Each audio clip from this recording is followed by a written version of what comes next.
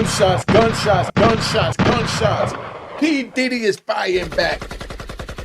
P Diddy is firing back at the feds. That's what it is. P Diddy said the feds are sabotaging his case by screwing up with his jailhouse laptop. We're going to get into that. I'm going to break it down. Do y'all think Diddy deserve or should have a laptop? When you first hear that Diddy's saying that he's taking it to court, that he should have a laptop and access to a laptop, what do you think? Because that's what this video is going to break down, because that's what the new motion that he's filing, which is a very good motion. And I know y'all say, what do you mean with a laptop? You want to go on Facebook, Instagram, and indict the witness, and da-da-da? And that's how you civilians think.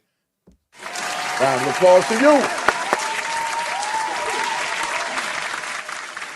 But us criminals know that he needs his laptop. And I'm going to break it down why in a minute, but make sure you cop my man Lou Sims' book, Harlem Legend, and make sure the QR code works on the screen. Take a picture of it. And remember, Cashbox is coming out in the first quarter in January. I'm down with that. I'm going to show you something real powerful with Cashbox. Cash App been robbed. I'm going to get in it. Let's get this party started. All right.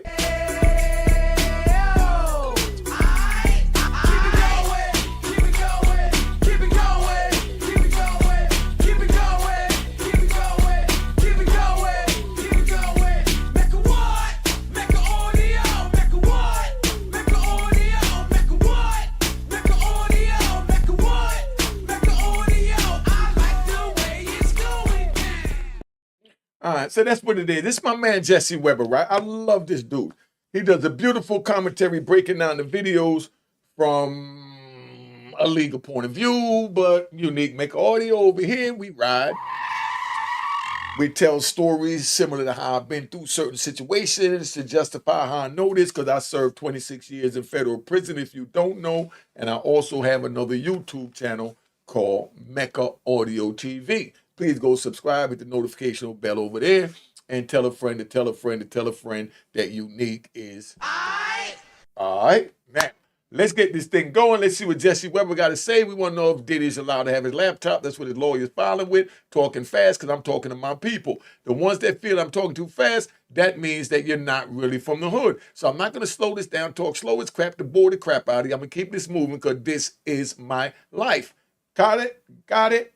All right, so Sean Combs' legal team has just raised, I would say, a new issue, sort of new issue to the court, and we're going to address it right now. And it concerns, of all things, believe it or not, access to a laptop while he's in the Metropolitan Detention Center, the MDC, where he's currently locked up while he's waiting trial next year. And before I even go into the defense's letter, I said it was new, but really, this is an issue that has come up before. You see, Sean Combs' defense lawyers, they have argued that the conditions at the MDC make it incredibly difficult for him to properly review evidence in the case and prepare for trial. And yes, he has a constitutional right to prepare for his trial. But they have been arguing for quite some time that because of the incredible amount of material in this case, you really can't do it without a laptop. He needs a laptop to review everything. I mean, this is a massive case.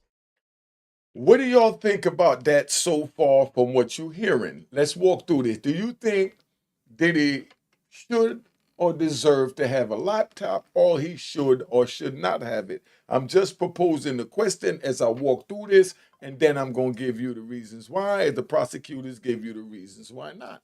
And that's the way this works. So you're sitting in a unique trial, and you're the jury. Let's go. Combs is accused of sex trafficking, racketeering conspiracy, transportation to engage in prostitution, and they are looking at him allegedly operating a criminal enterprise from 2008 to 2024. That is a long, long time period. And when he was first arrested, prosecutors at the time, they said they interviewed more than 50 victims and witnesses. They obtained over 90 cell phones, laptops, over 30 electronic and storage devices, firearms, physical evidence, records that were obtained pursuant to over 300 grand jury subpoenas and voluntary production. Think about how much stuff there is. Yo, did he sound like a still? You see all these charges they charge with? How did he do this while he was being a mogul and making $1 billion? Yo, I can't wait till this trial. Diddy, don't plead out. We want to hear this, man. Let this play out like the movie it is. You know, go out like a G, dog. So it is a massive case with a lot of evidence. And in fact, this was an issue that Combs' team had raised when trying to get him bail. They argued, look, he can't review all of this material in the MDC, so he needs to be released on home confinement immediately. Unfortunately for Sean Combs, that argument was rejected by the judge overseeing this case, Judge Arun Subramanian. In fact, in Judge Subramanian's order denying Sean Combs' bail, pretrial release, he wrote, given Combs access to counsel and documents, there was an issue with Combs receiving a laptop for the purposes of reviewing discovery, but the court addressed that. The firm deadline for the government's discovery, the end of the year, and the time left before trial, over 5 months, Combs has not carried his burden of demonstrating that release from detention is necessary for trial preparation purposes. And with respect to that laptop, the prosecutors in a pretrial hearing actually addressed that. Prosecutor Christine Slavic reportedly told the judge that Combs will be provided a laptop at the MDC and it will be preloaded with information that he is allowed to have and see. Now, you see how everybody was saying, I can't believe in the comments, I know it's in the comments if y'all kept it gangster. I can't believe he asked for a laptop. Why would he want a laptop? They ain't no even want a laptop. He's a criminal. He's a this, he's a that. There's no way he's supposed to get a laptop. But we're going to break down why he's allowed to have a laptop. So sit back and I'm going to walk you through this so you don't tune off and think it's just a bunch of legal jaggery. All right. So with all of that in mind, now we want to get into the defense's letter that was just filed this week.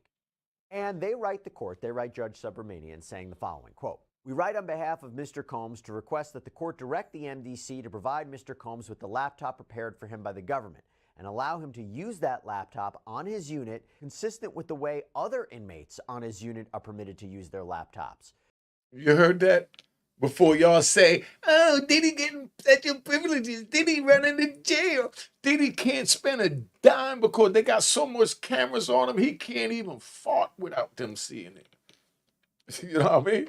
Diddy can't even fart without them seeing it on camera. And you simple mothers are thinking Diddy running to jail because you listen to these YouTubes. Listen, they got so much police around the cell and every cop is a bastard at that time. Because every cop is not a rat bastard. And a cop is not a rat because you can't say a cop is a rat because he's doing his job by locking your ass up, whatever color, race, or creed. So we're not talking about that. But what I'm talking about is when you got the police supposed to be watching them and they seeing how they can get in close to hear what he got to say, what he's offering, how much money he's putting up, and what he could be able to do. And then now they thinking that they're going to get over with something and then they do something and they tell their comrade, yo, I bought Diddy a Snicker bar.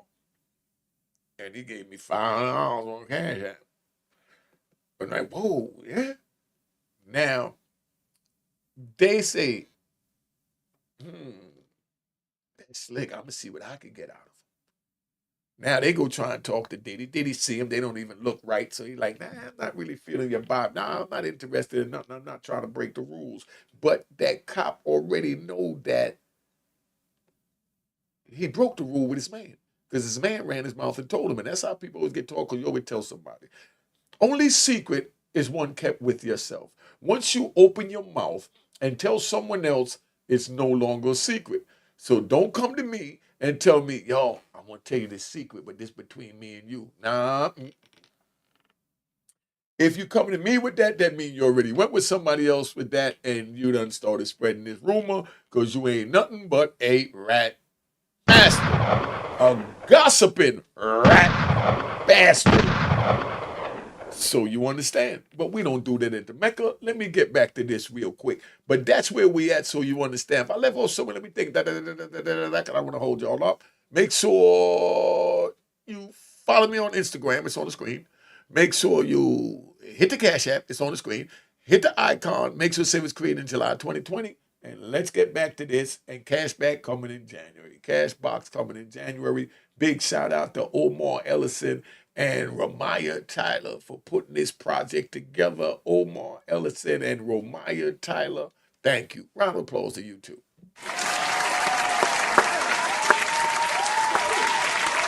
All right. I can't say nothing more about it, but just be on the lookout for Cashbox. And remember, Unique is the first one that told you that at Unique Mecca Audio. 2 months after he was charged and detained on November 25th, 2024, the government provided the MDC with a laptop that Mr. Combs can use to review discovery, take notes related to his case, and otherwise assist in his defense. In the 9 days since then, Mr. Combs has still not been provided with the laptop despite numerous inquiries by defense counsel. See, what they're saying, right? Hey, Diddy. What they're saying, right, is that the government still ain't giving him his damn laptop. He's supposed to have been got his laptop.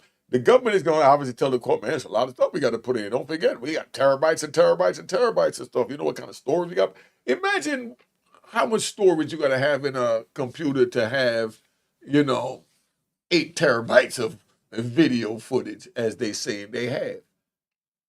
And then he pressed him, let him know, I want my laptop. Everybody else got their laptop. And Diddy, be patient, man. You know what I mean? They're going to get to your laptop. Believe me, they're going to get to your laptop. But Diddy want it now because he's Diddy and he's spurled. You know what I mean? Yeah, he's not spoiled. He's spurled. You know what I mean? Diddy's spurled. Do you think Diddy's spurled and not put it in there? Look at him. Come on, Diddy. They got to put all that terabyte up in that joint. That's a lot of downloading to get. They say they got either 8 terabytes or 92 terabytes. Even if it's 8 terabytes, come on. My computer that I got running this joint only got 4 terabytes. And you're talking about 8 terabytes, and I ain't nowhere near filling that up yet. So, Diddy, your ass in a lot of trouble, my man. They got 8 terabytes of you freaking off, allegedly. And Combs' lawyers doubled down because they say this morning, and this was filed on December 4th, by the way, they say this morning the government gave them only 2 options. One, Sean Combs will only be provided with a laptop in the unit's video conference room during select times when legal staff is available and when that room is not otherwise being used during other inmates' legal calls. Or 2, he will only be provided with the laptop in the legal visiting room between the hours of 8 and 3:30 p.m., but not both. So not both. Now, Sean Combs' lawyers objected to this. They say these restrictions are, quote, untenable, they're unjustified, and they argue it seems to only be placed on Combs, that these restrictions were not placed on other inmates in his unit or on.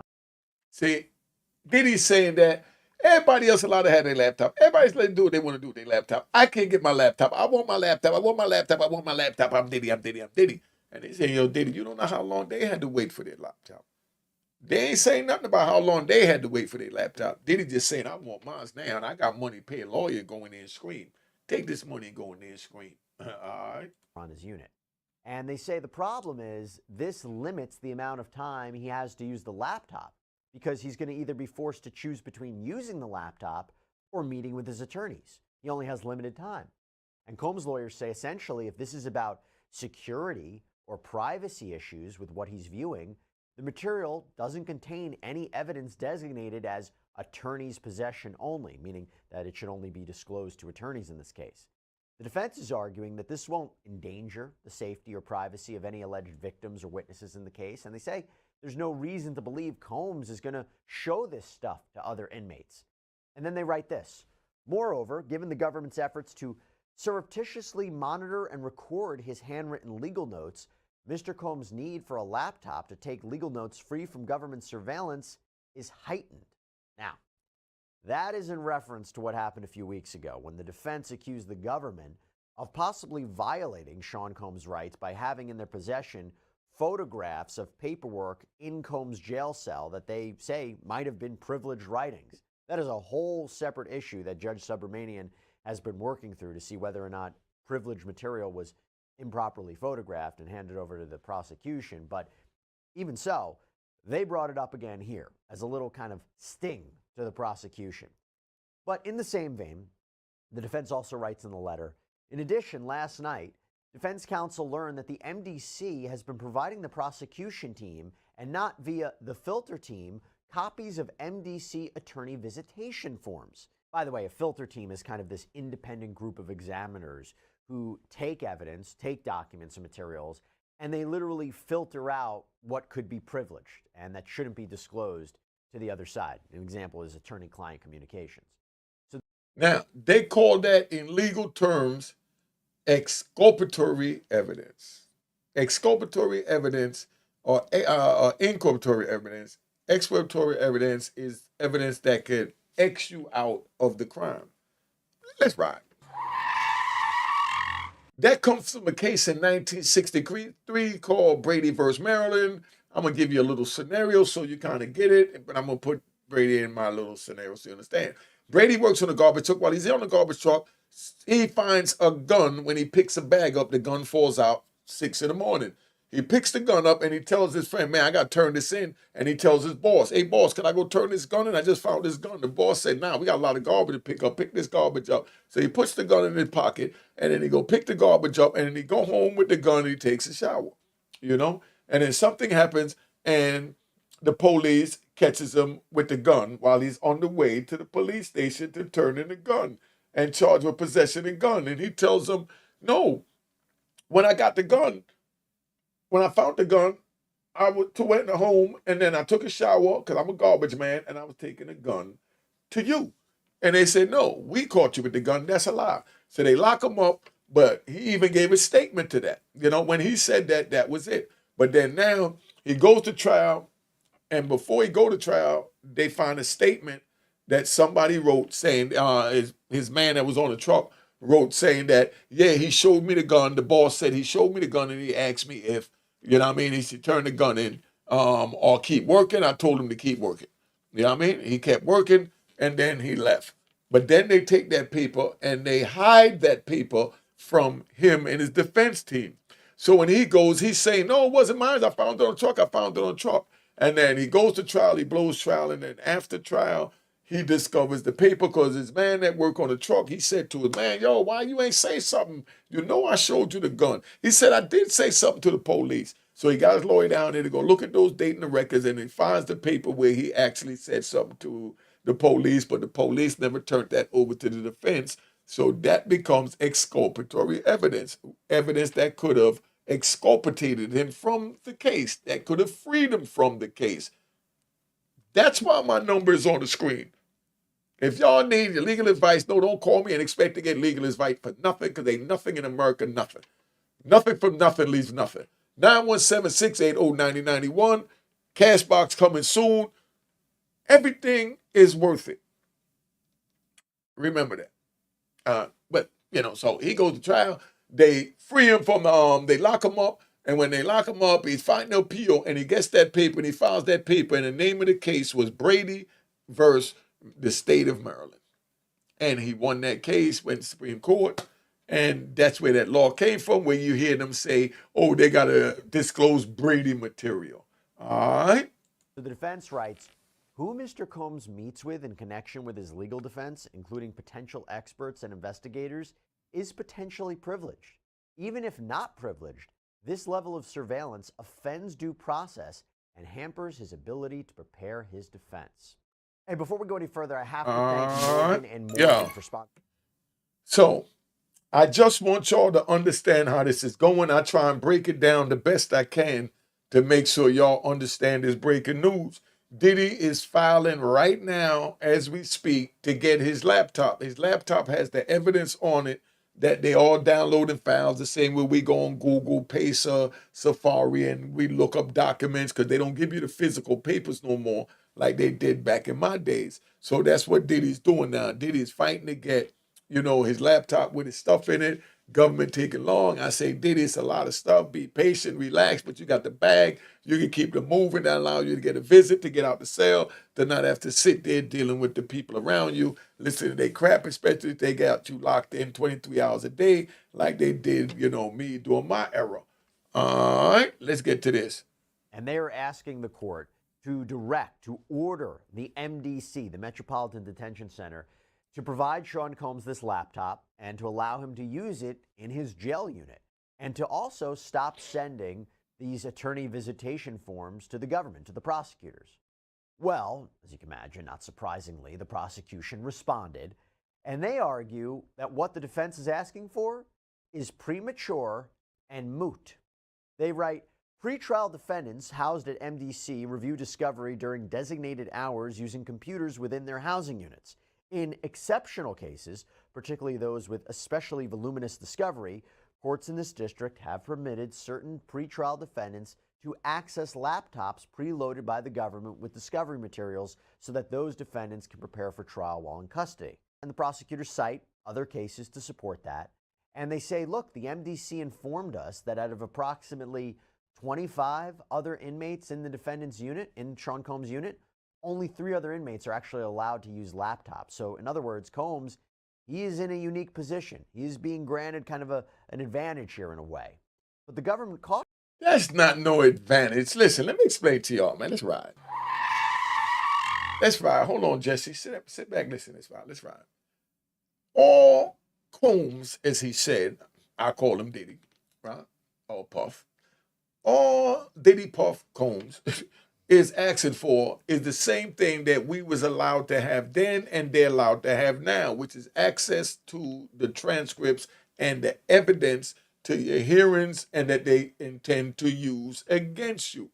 Back in my days, we had cassette players and they'd give us little cassettes.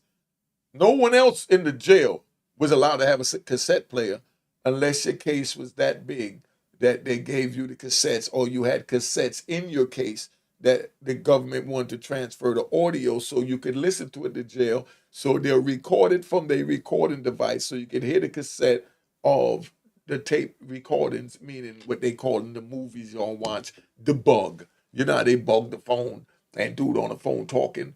Well, if that's the evidence in the case, they put it on a cassette. When they put it on a cassette, they give the cassette to the lawyer gives it to the jail, and in the jail get with the marshals, and then the marshal gives them a cassette player and tell them what hours he's allowed to use it, or they just give it to him, tell him he can keep it in the cell. 9 times out of 10, they tell you keep it in the cell because they don't want to be running back and forth. You saying, I need this tape, I need that, I need this, and they're doing something. So you got a cassette player in your cell, but then now, we ain't gonna get into all that. But there's a lot of things that can happen with that once you get that cassette player in the cell. Because we don't really want to just listen to that. We want to hear some guy, Teddy Riley, you know what I mean? The number one y'all dudes, y'all used to love to hate, R. Kelly, you know what I mean? You know, we want to hear some music. Because this was back in, the early 90s. So, of course, then we try to get police to bring us cassette tapes so that now we can lay down at night and go to sleep, listen to some music, get some rap music, might get a little Scarface was popping back then. And matter of fact, when I got locked up, let me ride only for a quick second. When I got locked up, Snoop Doggy Dogg's first album just came out. Snoop Doggy Dogg's album was out 2 weeks before I got locked up and went away for 26 years. That's why I tell the youth it ain't worth it. I come home and Snoop is this big star. Live this lavish life. And then all of a sudden now, they're saying Snoop is a freaking off with Diddy. Did y'all see some of these YouTube stuff they got out here? So don't mind me if I play it. I like to play it and give my little commentary so we can have fun watching it together as a team over here. Unique Maker Audio. That's what we do. And I give you my input, just like I'm breaking this down about, this laptop with my man, Jesse. Let's play this back. You got where I'm at, and I'm ready to go out. Cautions. Look, even if he's being provided a laptop, normally a general rule of practice is that comes with limitations. That comes with restrictions, like how long an inmate can use the laptop and where they can use it, and not to copy or transfer material to other people. To support that, the prosecutors cite a case where a defendant was allowed access to discovery materials on a laptop, but Monday through Friday in the MDC visiting room for 10 to 15 hours per week. So there were limitations put there. Now here, prosecutors say, look, we agreed to give Sean Combs a laptop. We started producing evidence for him to review on there. But the majority of the documents on there, they're sealed, meaning the defendant can see it and he can review it, but only when he's in the presence of Bureau of Prison personnel or law enforcement personnel or his defense attorneys. Now, so you understand why they saying that. They saying that he could only look at it with the law, personnel, involved around, because they don't want him to go show it to somebody else. Say, look, this dude ratted on me. He on your case or he on my case. Or this happened over here. Let's get together and we tell on them what they say on your laptop. Let me make that match with my laptop. And then I'll call the prosecutor and tell them that I helped bring him down too. And they use it for good and bad. It's supposed to be used to keep you out of jail and see your evidence so you can work with your lawyer on the case. But some dudes use it and they show who's telling on their case from the evidence Because that's all it is the evidence. So if they got statements from dude that might have said, yeah, Diddy had a freak off and he put an egg between his crack like Suge Knight said, you know what I mean? And Diddy could say, I can't believe such and such said that. Yo, let me use your pack number so I could call and tell somebody go check that dude. And that's what they accused him of. Just as simple as that. See, I wrote that in real good. I want to end this psycho party tonight, man. All right? And they say, according to the MDC, and remember, prosecutors are deferring to the MDC a lot here. They're the ones who have the responsibility of housing Sean Combs and ensuring security and privacy and any kind of those issues. But they say, look, according to the MDC, Combs could use the laptop in the unit's visiting room or in the video conference room. But again, in both choices, there are certain hours he can use it. It has to be within a certain time frame. And also, it can't be within the presence of other inmates. Now, that way he can't show other inmates who's ratting or who's not ratting or what he might want the other inmate to corroborate that he had going on as well. There was a third option for him to use it in his own unit from 8 a.m. to 3:30 p.m., even if there are other inmates around. The prosecutor said that doesn't work here. Man, that's what they used to do with the cassette player. If they gave us limited time to use it, they'll bring it in and we'll go in there and the homies will play the recordings from their tape to say, man, look how this was talking about me like I was a scumbag. And he sit here now, he working with the feds and I can't do nothing because you already know it's against the rules to tell. But when I catch him, or if you, my man, when you catch him, you better break his. And if I catch the dudes that told on you that I just listened to your tape with, I'm going to break it. And I'm going to make sure my comrade there in another jail, I'm going to send a kite to that jail, to track your rat. And you do the same for me. But we don't say it, but that's just the way it play out. So you understand. All right? Because these are sensitive, sealed materials talking about the names of alleged victims and witnesses and travel, financial records of other people. And this would violate the protective order that has been put in place by Judge Subramanian, which protects against certain information from being disclosed to third parties. So it's just too much of a risk. So prosecutors say, look, he's got these two options. These are two viable options. And they also say, look, in response to Sean Combs' lawyer's argument, while this puts an unreasonable time limit on how he can review the material, they say, tell you what, let's see how this goes. If there is a problem, we can address it at another time. If he is being split between time to see his defense attorneys and review this laptop, then we'll come back and review this. But what the defense is asking for now, for the court to step in, they argue, prosecutors argue, it's just premature. Yo, listen, man. See, that's a bunch of crap.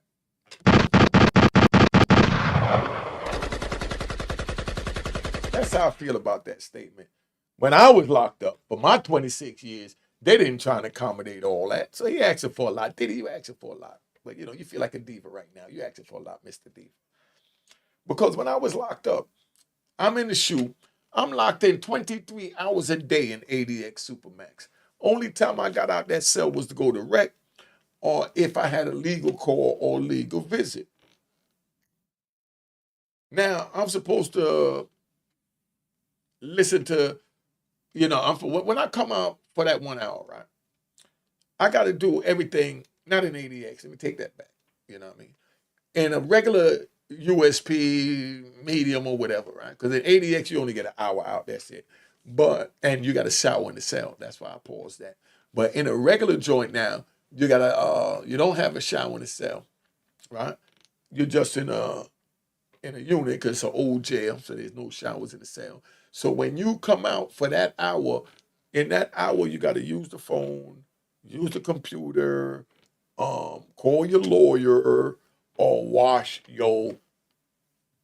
That simple. You understand what I'm saying? It's crazy.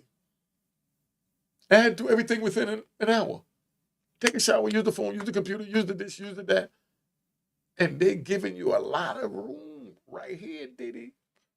It's 2024, so maybe they changed. But that's how they carried us back then. We're doing two things simultaneously.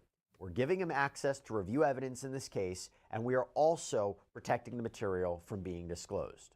And also, in response to the defense's argument that the MDC stopped sending prosecutors the attorney visitation forms, the government argues first, These forms simply say that an attorney visited his client. That's not privileged. Number two, Sean Combs can complain about us reviewing these visitor logs or these visitation forms because it was he who made access to his attorneys an issue in this case when he was arguing for bail. Namely, that when there was that sweep for contraband at the MDC, remember we talked about that? There was that pre-planned sweep at this facility looking for all sorts of illicit materials like the homemade weapons, and there was electronic devices. Well, remember, Sean Combs' defense counsel had argued at the time, and this is what's brought up by prosecutors now. They said, look, this sweep delayed in us being able to meet with our client. We lost time in trial preparation. In other words, prosecutors saying, you're the ones who brought up this issue of meeting with your client, access to your client. So now these visitation logs are important. They're important in us addressing that. And number three, they say this argument about that they shouldn't be entitled to having the visitation forms. They say, look, we don't plan on collecting any of these forms unless Sean Combs continues making it an issue of how often he meets with his attorneys. Oh, and by the way, they also talk about one more thing in their letter. They completely reject Sean Combs' argument that, look, he needs the laptop to take notes about his case. Prosecutors.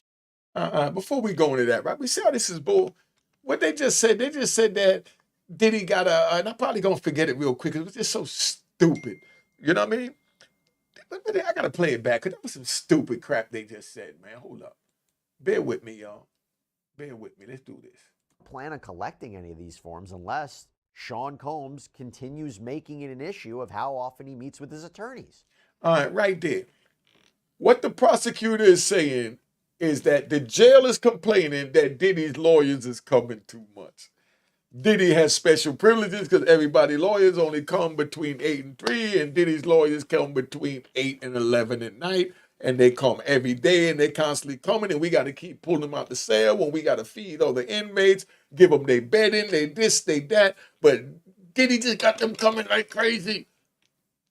His lawyers live here. We can't get a chance to do our work to run the orderly security running of the prison because Diddy got us doing his work and bringing his lawyers in. So they collect the forms and they send the forms from every time you get a visit to the prosecutor so they can accumulate them and then write a motion to the judge and tell the judge that Diddy's lawyers coming too much to fight for his freedom.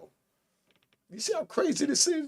They're going to try to limit the access of his time to his lawyers because he could afford to pay lawyers to come 24 hours around the clock. You're supposed to have free access to your lawyer at all times. So if your lawyer want to come 1 in the morning, he's supposed to be able to come 1 in the morning, get him up. They don't do it, but that's how that works. But they collecting the forms to show that, man, this man wants special privilege. He want to spend all day in the attorney thing because he don't want to do his time. He want to feel like he's on the street. And I think he's using the lawyer to relay messages outside to run further crime and integrate with witnesses. Oh, and by the way, they also talk about one more thing in their letter. They completely reject Sean Combs' argument that, look, he needs the laptop to take notes about his case. Diddy, you need a laptop to take notes. Everybody else use a government legal pad that looks like paper like this. Stop it, Diddy. Write it on the paper like everybody else. Nah, you're doing a little too much. Prosecutors say, no. That goes beyond the intended purpose here. To allow him to do that, they say, would create unjustified disparities between Combs and other defendants who don't get that treatment. He can't use this laptop just to take notes. That's not fair. So that was the prosecution's response to the defense. But now we have a follow-up response from the defense, and the battle of the laptop and visitation continues. So in their subsequent letter to Judge Subramanian, Combs' lawyers say, quote, first, contrary to the government's argument, Mr. Combs' reasonable request for laptop access is consistent with the way other inmates in his unit access their laptops. Other inmates are permitted to use their laptops in the unit, notwithstanding the fact that their laptops also contain sealed material subject to protective orders. There is no reason to treat Mr. Combs differently. And they cite cases in support of that, although I'll tell you what's interesting. By the way, little legal primer here. In legal letters like this, correspondent briefs, complaints, anything, when you cite a case, you cite the case, the name of it, you cite the citation where it can be found, some of the details like the court, the year, and then in parentheses, there's a brief snippet that you're quoting about, whether it's a specific quote or the holding of the case, the main point that you want to say, why is this case relevant?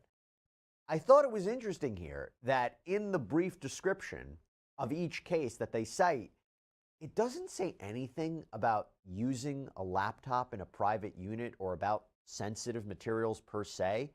It's just about how defendants were able to more liberally use laptops. Just thought that was interesting. Anyway, next, Sean Combs' lawyers say that it is a... He's just trying to roll with the prosecution. Stop the crap, man. The man fighting for his life. Are you talking about how much time he get to look through his legal papers when he's fighting for his life and his fortune and his wealth and his corporations? Welcome to the justice system, y'all. That's why I say don't get involved, man. You're not going to win. It's not even worth it, man. You get over for a minute, but it ain't worth it. Absurd that prosecutors are saying Combs can't take notes on the laptop because he could take notes on the discovery on the laptop, and taking notes on discovery on the laptop is the same thing as taking legal notes about the case, that he should be able to do that on the laptop. And they follow up and double down, saying that he has a right, especially since his legal notes, they alleged, were improperly photographed. That's the issue that I talked about before. And they argue if he has to keep taking handwritten notes, it, quote, subjects them to further surveillance by the government, and that is unjustified. But they also say Sean Combs is being treated differently. They argue that that would be, quote, inconsistent with how other inmates in his unit have been using laptops to create and share work product in their cases with their lawyers. And you know who Combs' lawyers actually cite in support of that? Sam Bankman-Fried. Remember him, the crypto fraudster? They argue that in that case, there was a laptop, and it was said that that laptop would enable him, presumably the defendant, to review materials and share work product with counsel through the exchange of hard drives. And Sean Combs' lawyers say, look, if they don't get what they're asking for in the end right here, then this would infringe on Combs' constitutional rights. More specifically... All right, so y'all understand what's going on, right? Sam Bankman-Fried and Diddy in the same unit, right? Diddy having a problem getting his laptop, and then Sam say, yo, you get your laptop? I want to see who you got on the free calls. I want to see what evidence they got. And he's like, nah, they ain't give it to me yet. And Sean's like, nah, they got to give it to you. But they saying I could only use this amount, that amount. And Sean said, no, that's a lie, because they let me use mine. You could quote my case. And that's how we do in prison. Now, Diddy has a comrade in prison. Sean Bankman-Fried told Diddy, you can quote my case. Because in my case, they allow me to do this, allow me to do that. So stop it. You quote my case. All right. It seems they're talking about his due process rights and his right to assistance of counsel in a case.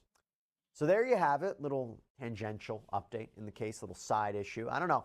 I find even minor battles interesting, even if it's about a laptop, interesting to see the back and forth between Sean Combs' defense counsel and prosecutors. Kind of gives us a preview of maybe what a trial will end up looking like. But yeah, right. You see this? I'm not really, you're telling about every little fight. You know what I mean? Every little fight. Ain't no little fight. Every fight is just a fight when you're dealing with fighting for your life, man. So I don't know what you YouTubers are saying. Every fight is a fight when you're fighting for your life in a court of law. Been on here long enough, man. Let's get this thing popping. Cop the Book of Raw in Harlem. Be on the lookout for Cash Box. Be on the lookout for Cash Box. And you see how I got my screen very different?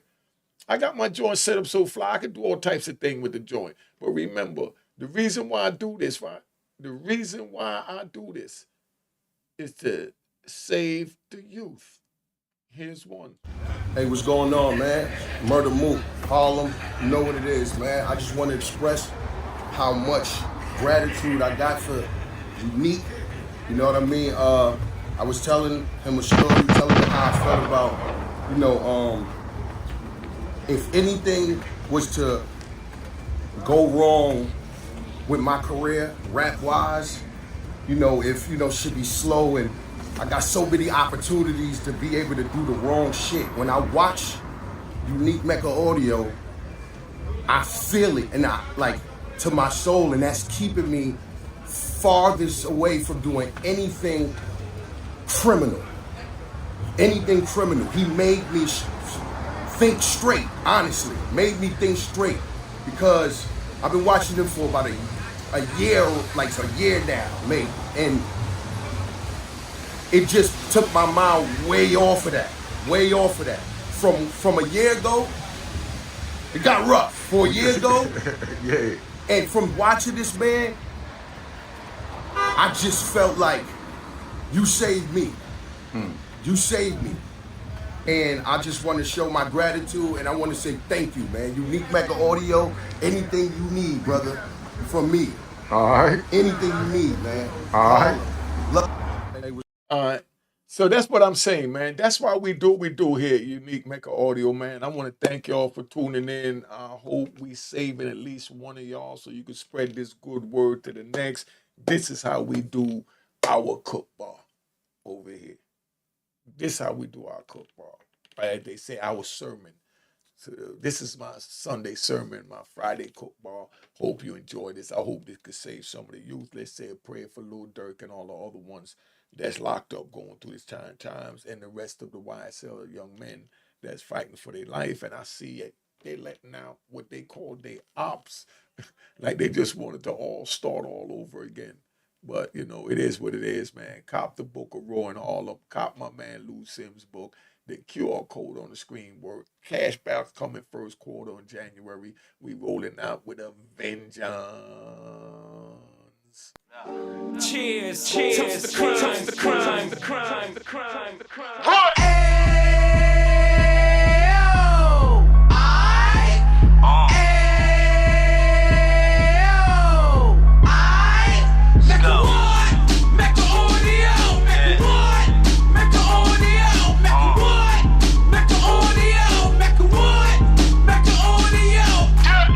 Fresh out the can of 26, he back on the strip, getting back in the mix. What he mentions a gift. You stand up 10 toes down, and I suggest you pay attention to this. Take a little gully posse and put it in Harlem. He cut from the bottom, came up from the bottom. Drop the book, you should go and get it. The Instagram page and the YouTube, you could go and visit. Then you could consider yourself LinkedIn. Sit front row and get Jews from a kingpin. How he went through it, so you ain't gotta go do it. To not pay attention would be stupid. Talking about a man that probably put your grandfather on. Probably the reason that him and your grams got along. A man that generated millions on the block, did his time, never squilling to the cops, make an audio.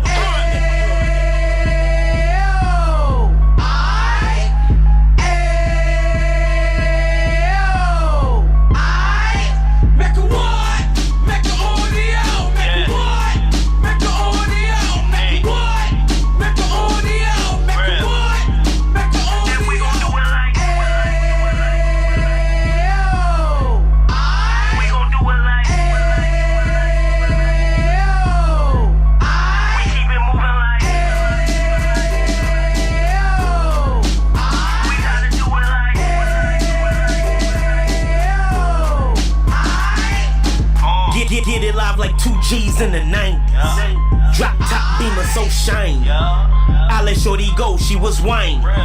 Treat her like my past, she behind me. Spend a couple bands on the Dapper Dan. You be back again, getting green like a Packers fan. No cap, it's a roaring uptown. They be horn uptown, Dominican bust downs. Now we on the positive, we got a lot to give. Now he trying to stop the kids from being inoperative. So take heed, homie, lend an ear. He started in uptown, he gon' finish dead. But now it ain't about selling drugs, buying cars. It's about buying property to make the community yours, so we can get back to the cheers, cheers, toast the crime, the crime.